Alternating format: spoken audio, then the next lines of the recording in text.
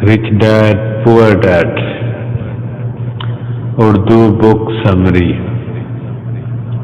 Robert Kiyosaki کی کہانی، اس کی زبانی۔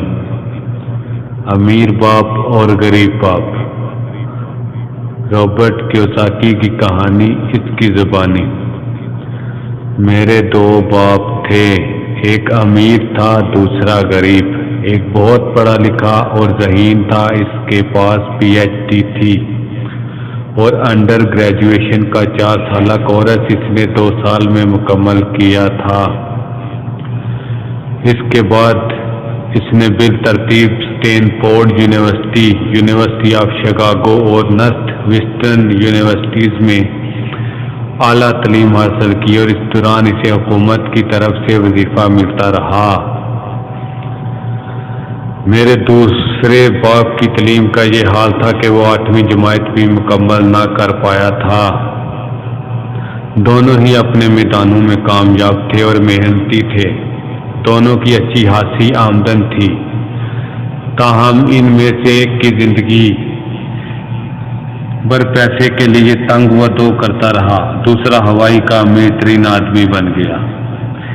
ایک جب فوت ہوا تو لواحقین کے لیے بے تحاشا دولت چھوڑ گیا، دوسرے نے اپنے بچوں پر قرض کا بوجھ منتقل کیا۔ دونوں ہی مضبوط تھے، بااثر تھے اور طلسماتی شخصیتوں کے مالک تھے۔ دونوں ہی نے مجھے نصیحت کی، مگر ایک نے جو کہا وہ دوسرے سے میل نہ کھاتا تھا۔ دونوں ہی تعلیم کے دل دادا تھے، مگر تعلیم کے سلیبس کے بارے میں دونوں کے مشوروں کی جو ایک دوسرے سے یکسر مختلف تھے، چھان بین کر سکتا تھا، ان پر غور کر سکتا تھا، لیکن ایک ان میں سے غریب تھا، دوسرا امیر۔ بجائے اس کے کہ میں ان میں سے ایک کی نصیحت قبول کرتا اور دوسرے کی نصیحت کو رد کرتا، میں نے ان دونوں کی پند و نصیحت کو سامنے رکھ کر ان پر غور کیا اور دونوں کا موازنہ کیا تاکہ ان میں جو نصیحت زیادہ موزوں ہے اسے اپنا لوں۔ مشکل یہ تھی کہ ان میں سے جو امیر تھا وہ پوری طور پر امیر نہ تھا، اور جو غریب تھا وہ بھی پوری طرح غریب نہ تھا۔ دونوں نے اپنے کیریئر کا آغاز کیا تھا اور دونوں کو یہ پیسہ کمانے کی دھن تھی تاکہ اپنے خاندانوں کا بوجھ اٹھائیں، مگر پیسے کے بارے میں دونوں کے نقطہ نظر میں بہت فرق تھا۔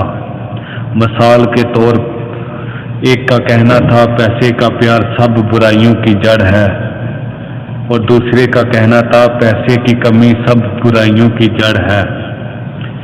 ایک نوجوان ہونے کے ناطے جس کے سر پر 2 بااختیار باپوں کا سایہ تھا، مجھے یہ خاصی مشکل کا سامنا تھا۔ میں ایک تابعدار بیٹے کی حیثیت میں ان کی بات سنتا، مگر ایک کچھ کہتا اور دوسرا کچھ۔ دونوں کی سوچیں مختلف تھیں، خاص طور پر پیسے کے مسئلے پر۔ دونوں کے ذہن اور طرز فکر میں زمین آسمان کا فرق تھا۔ نتیجہ یہ نکلا کہ آہستہ آہستہ ان کے نقطہ نظر کے بارے میں مزید جاننے کی خواہش مجھ پر غالب آتی گئی۔ میں گھنٹوں ان کے کہے سنے پر سوچ بچار کرتا۔ میرا زیادہ وقت اسی فکر میں گزر جاتا کہ انہوں نے جو کچھ کہا اس کی حقیقت کیا تھی، کیا صحیح تھا، کیا غلط۔ میں خود سے سوال کرتا، اس نے ایسا کیوں کیا، اور پھر یہی سوال دوسرے والدین کے بیان کو پیش نظر رکھ کر کرتا۔ میری مشکل بہت حد تک آسان ہو جاتی اگر میں یہ کہہ دیتا، ہاں اس نے ٹھیک کہا ہے، میں اس سے متفق ہوں، یا پھر یہ کہہ کر اسے رد کر دیتا، بوڑھے کو کچھ پتہ نہیں کہ وہ کیا اناب شناب بک رہا ہے۔ اس کے بجائے 2 باپ جن سے میں بہت پیار کرتا تھا، انہوں نے مجھے سوچنے پر مجبور کیا، اور آخرکار یہی سوچنے کی عادت ہمیشہ کے لیے مجھ میں سرایت کر گئی، اور زندگی بھر میں نے سوجھ بوجھ کے بنا کبھی کوئی فیصلہ نہ کیا۔ چناؤ کے اس عمل نے مجھے بہت کچھ سکھایا۔ جو آنے والے دنوں میں میرے لیے بہت سود مند رہا۔ اگر میں بغیر سوچے سمجھے ایک کا فیصلہ قبول کرتا، دوسرے کو رد کر دیتا، تو شاید میں کبھی بھی کامیابی سے ہمکنار نہ ہوتا۔ امیر کے امیر تر ہونے اور غریب کے غریب تر ہونے اور متوسط طبقے کا بوجھ تھلے دبے ہونے کی بہت سی وجوہات میں سے سب سے اہم یہ ہے کہ پیسے کے بارے میں اسکول میں تعلیم کے دوران ہمیں بہت کم بتایا جاتا ہے۔ اس کے بارے میں جو تھوڑا بہت ہم جانتے ہیں وہ گھروں میں سیکھتے ہیں۔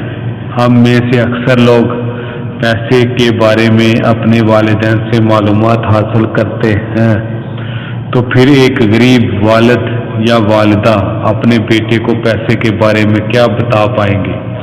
وہ صرف یہی کہیں گے، اسکول جاؤ اور پڑھائی میں دل لگاؤ، ہو سکتا ہے بچہ بہت اعلیٰ نمبروں سے گریجویشن کر لے۔ مگر غریب والدین کی لگاتار روایتی نصیحتوں نے اس بچے کے دماغ کو خاص سانچے میں ڈال دیا ہے۔ پیسے کا مضمون اسکولوں میں نہیں پڑھایا جاتا، وہاں انہیں پیشہ ورانہ تعلیم دی جاتی ہے اور اسے ہاتھ سے وزنی مضامین پڑھائے جاتے ہیں، مگر مالیاتی تعلیم سے چشم پوشی کی جاتی ہے۔ اس کا نتیجہ یہ ہوتا ہے کہ اس نفس مضمون کے بارے میں ان کی معلومات انتہائی ناقص ہوتی ہے، اور جہاں سرے سے مضمون ہی مفقود ہے وہاں اہلیت کی نشوونما کیسے ہوگی؟ یہی وجہ ہے کہ بینکر، ڈاکٹر اور اکاؤنٹنٹ جنہوں نے اسکول میں پڑھائی کے دوران لازماً اچھے گریڈ حاصل کیے ہوں گے، پیسے کے بارے میں ان کی معلومات کتنی نامکمل ہے اور تمام زندگی روایتی جھنجٹ میں گرفتار رہتے ہیں۔ ہمارے اتنے بڑے قومی قرضے کے سبب یہی انتہائی تعلیم یافتہ سیاستدان اور حکومتی افسر ہیں جو بغیر سوچے سمجھے مالیاتی فیصلے کرتے ہیں۔ میں نئی صدی کی طرف جب دیکھتا ہوں تو مجھ پر یہ سوچ کر خوف طاری ہو جاتا ہے کہ لاکھوں نئے لوگ زندگی کے دائرے میں شامل ہوں گے جنہیں مالی اور علاج کی اعانت کی ضرورت ہوگی۔ مالی مدد کے لیے ان کا دار و مدار حکومت پر یا اپنے خاندانوں پر ہوگا۔ اس وقت کیا ہوگا جب علاج، معالجے اور سوشل سیکیورٹی ادا کرنے کے لیے خزانے میں پیسے نہ ہوں گے؟ اس قوم کا کیا بنے گا کہ اگر ان بچوں کو مالیاتی شعور سے دوران تعلیم بیگانہ رکھا گیا اور یہ فرض والدین کے ذمہ چھوڑ دیا گیا کہ وہ اپنے بچوں کو اقتصاد کے بارے میں بتلائیں، جن میں سے زیادہ تر یا تو غریب ہوں گے یا غربت کی طرف بڑھ رہے ہوں گے۔ کیوں نہ کہ میرے دو با اثر باپ تھے، میں نے ان دونوں سے سیکھا، دونوں کی نصیحتوں پر میں اچھی طرح سوچ بچار کرتا اور اس طرح مجھے ایک گراں بہا تجربہ حاصل ہوا اور مجھے پتہ چلا کہ انسان کے حالات کا اثر اس کی ذاتی زندگی پر کتنا محیب اور دور رس ہوتا ہے۔ ایک باپ کہا کرتا، میں یہ چیز خریدنے کی استطاعت نہیں رکھتا، دوسرے نے مجھے یہ الفاظ دہرانے سے منع کر دیا۔ اس نے مجھ پر زور دیا کہ میں یہ کہوں، میں کس طرح اسے خریدنے کے قابل ہوں گا۔ ایک بیان ہے اور دوسرا سوال ہے، ایک سے تم قناعت اور صبر شکر اختیار کر لیتے ہو، لیکن دوسرا تمہیں سوچنے پر مجبور کرتا ہے۔ میرا جلد امیر ہونے والا باپ یہ الفاظ کہہ کر اس کا مطلب بیان کرتا، میں اسے خریدنے کی استطاعت نہیں رکھتا۔ یہ سوچ کر تمہارا ذہن اس بارے میں سوچ بچار کو ترک کر دیتا ہے۔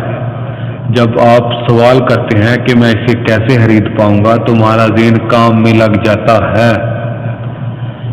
اس کا یہ مطلب نہ تھا کہ خواہشات کو بے لگام کر کے جو چاہو خریدو۔